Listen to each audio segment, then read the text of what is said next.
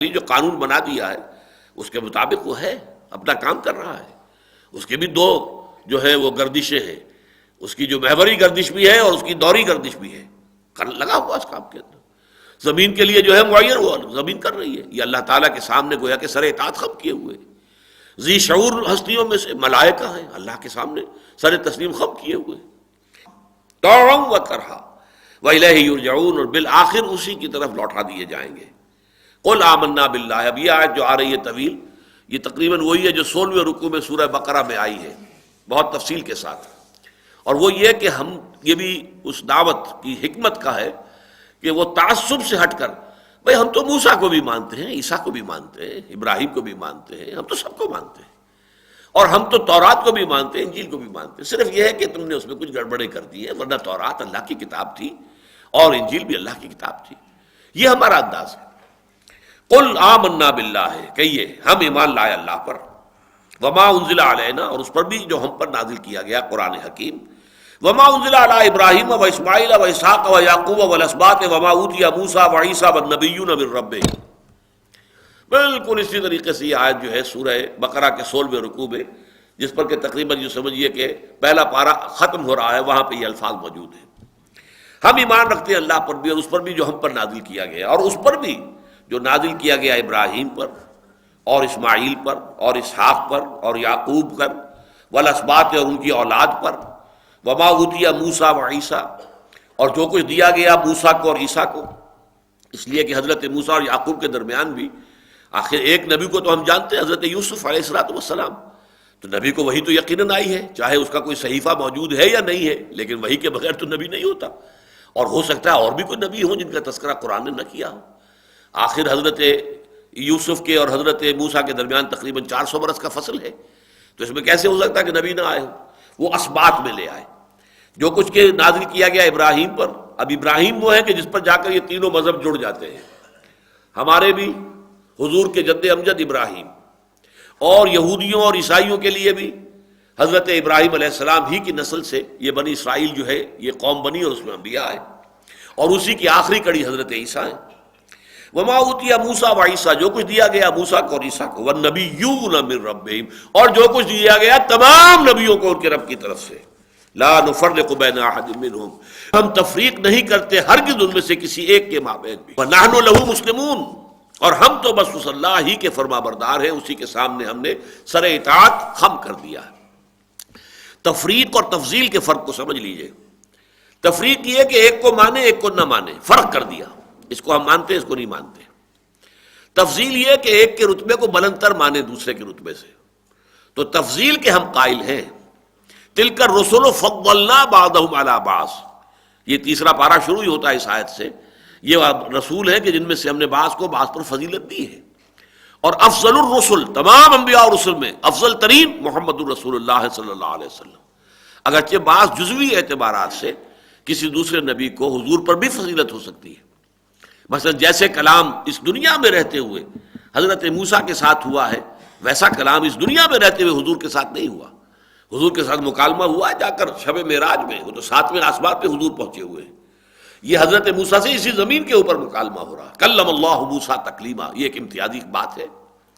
حضرت عیسیٰ کو جیسے معجزے دیے گئے وہ حضور کو نہیں دیے گئے، یہ ان کی ایک امتیازی شان ہے۔ ایدناہ بروح القدس، خاص طور پر اس کے تائید کی روح قدس کے ذریعے سے۔ احیاء موتا، خلق حیات، جو چوٹی کی چیزیں ہو سکتی ہیں وہ بھی حضرت عیسیٰ علیہ السلام کو عطا کر دی، تو یہ علیحدہ بات ہے بالکل۔ خلت جو ہے واتخذ اللہ ابراہیم خلیلا، یہ جو خلت کا جو ہے یوں سمجھیے جامہ وہ اللہ نے پہنایا ہے حضرت ابراہیم علیہ السلام کو، یہ ان کی امتیازی شان ہے۔ تو فرمایا ہم فرق نہیں کرتے ان کے درمیان کہ ہم ایک کو مانے دوسرے کو نہ مانے، اور ہم تو اللہ ہی کے سامنے سر تسلیم خم کرتے ہیں۔ وَمَن يَبْتَغِ غَيْرَ الْإِسْلَامِ دِينًا فَلَن يُقْبَلَ مِنْهُ، اس سے پہلے ہم پڑھ چکے ان الدین عند اللہ الاسلام، اسی سورہ مبارکہ میں، یہ گویا کہ مثبت انداز میں بات تھی۔ اب دین اللہ کے لیے صرف اسلام ہے، اب قیامت تک سوائے اسلام کے کوئی اور دین اللہ کے ہاں مقبول نہیں، یعنی یہودیت ہو نصرانیت ہو، یہ سب کے سب اب کینسلڈ ہے۔ اپنے وقت میں صحیح تھی، اب کینسلڈ ہے۔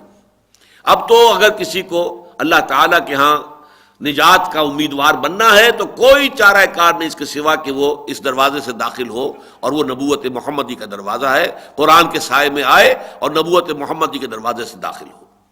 وَمَن يَبْتَغِ غَيْرَ الْإِسْلَامِ دِينًا فَلَن يُقْبَلَ مِنْهُ، جو کوئی چاہے گا اسلام کے سوا کوئی دین اختیار کرنا، وہ اس کی طرح جانب سے قبول نہیں کیا جائے گا۔ وَهُوَ فِي الْآخِرَةِ مِنَ الْخَاسِرِينَ، اور وہ آخرت میں نہایت خسارہ پانے والوں میں سے ہوگا۔ کیف یہدی اللہ قوما کفروا بعد ایمانہم، کیسے اللہ تعالیٰ ہدایت دے گا ان لوگوں کو جو ایمان لانے کے بعد کفر پر اڑ گئے۔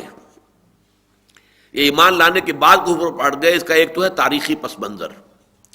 تاریخی پس منظر یہ ہے کہ جیسے جیسے حضور تشریف لائے تھے مدینے میں، ابتدا میں یہودیوں کا رویہ نرم رہا، اور اس کے اندر بعض چیزیں اللہ تعالیٰ کی حکمت کی وجہ سے ایسی شامل ہو گئی تھی کہ حضور نے چونکہ اب رخ کیا بیت المقدس کی طرف، تو انہوں نے سمجھا کہ یہ تو ہمارے کیمپ فالوورز ہیں، جو ہمارا قبلہ ہے وہی ان کا قبلہ ہے۔ انہوں نے اپنے آبائی قبلے کو چھوڑ دیا۔ ان کے آبائی جو ہے معاملہ، وہ تو جو ان کا آپ کہہ لیجئے کہ جو مونومنٹ ہے، نیشنل مونومنٹ بنو اسماعیل کا، وہ تو کعبہ ہے، ان کے جد اجم ابراہیم کا بنایا ہوا، انہوں نے اس کی طرف پشت کر کے ہمارے قبلے کی طرف رخ کر لیا۔ ٹھیک ہے، یہ تو بہرحال ہمارے ساتھ ہے، ہمارے پیچھے چل رہے ہیں نا۔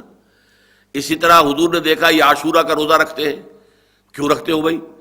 کہ یہ یوم نجات ہے، بنی اسرائیل کو اللہ تعالیٰ نے نجات دی تھی اور فرعون کو غرق کیا۔ اچھا، تو پھر ہم تو زیادہ حقدار ہیں کہ ہم روزہ رکھیں، آپ نے مسلمانوں کا تو بھی روزہ رکھا کرو۔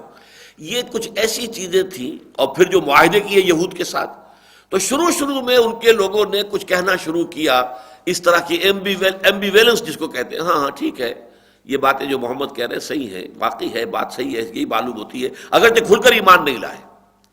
لیکن اب جیسے جیسے حضور کو تمکن حاصل ہوا، اور پھر سب سے بڑا معاملہ یہ ہوا کہ جب قبلہ بدل گیا، تحویل قبلہ کے بعد اب آگ لگ گئی ان کے اندر کہ یہ تو کوئی بالکل نیا معاملہ اب ہے، یہ ہمارا سلسلہ منقطع ہو گیا ہے۔ اب اس کے بعد انہوں نے وہ کفر جو ہے اس کے اوپر جزم اختیار کر لیا، وہ گویا کہ وہاں جامد ہو کر رہ گئے اس پر۔ تو ایک تو اس کا تاریخی پس منظر ہے، اور ایک ہے باطنی پس منظر۔